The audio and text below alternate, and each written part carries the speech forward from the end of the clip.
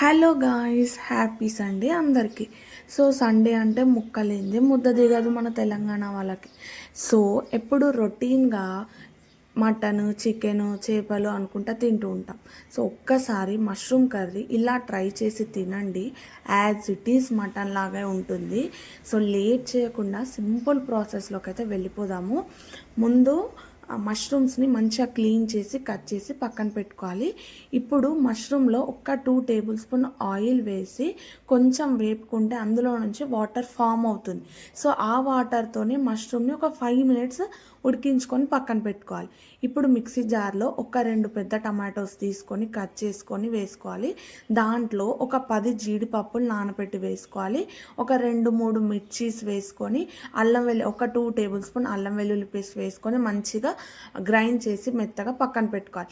ఇప్పుడు బాండి తీసుకొని ఆయిల్ వేసుకొని ఆనియన్స్, మిర్చి, కరివేపాకు, పసుపు వేసుకొని వేగిన తర్వాత అల్లం వెల్లుల్లి పేస్ట్ వేసుకోవాలి. అల్లం వెల్లుల్లి పేస్ట్ పచ్చివాసన పోయే వరకు వేపుకోవాలి. దాని తర్వాత కారం వేసుకోండి. కారం కూడా మంచిగా ఒక 1 టేబుల్ స్పూన్ వేసుకుంటే సరిపోతుంది, పెద్ద టేబుల్ స్పూన్. సో మంచిగా వేపుకున్న తర్వాత ఇప్పుడు మనం ముందుగా గ్రైండ్ చేసి పెట్టుకున్న టమాటో ప్యూరీని వేసేసుకోవాలి దాంట్లో. సో టమాటో ప్యూరీ పచ్చివాసన పోయే వరకు ఉడికించుకొని ఒక హాఫ్ గ్లాస్ వాటర్ వేసుకోండి కొంచెం గ్రేవీకి. సో హాఫ్ గ్లాస్ వాటర్ వేసుకొని మంచిగా బాయిల్ చేసుకోవాలి. ఇందులో ఒక టేబుల్ స్పూన్ సాల్ట్ వేసుకోండి. సో ఇది మంచిగా బాయిల్ అయిన తర్వాత ఈ గ్రేవీ మొత్తం ఇప్పుడు మనం ఉడికించి పెట్టిన మష్రూమ్స్ని వేసుకోవాలి గ్రేవీలో.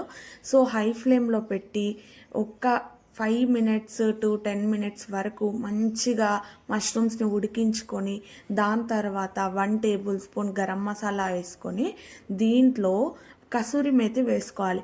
సో కసూరి మేతి ఒక టీ స్పూన్ వరకు సరిపోతుంది. దాన్ని మంచిగా కొంచెం క్రష్ చేసి నలిపి వేసేసుకోండి. కర్రీకి హైలైట్ అంటే ఇదే, సూపర్ టేస్ట్ వస్తుంది కసూరి మేతి వేసుకుంటే.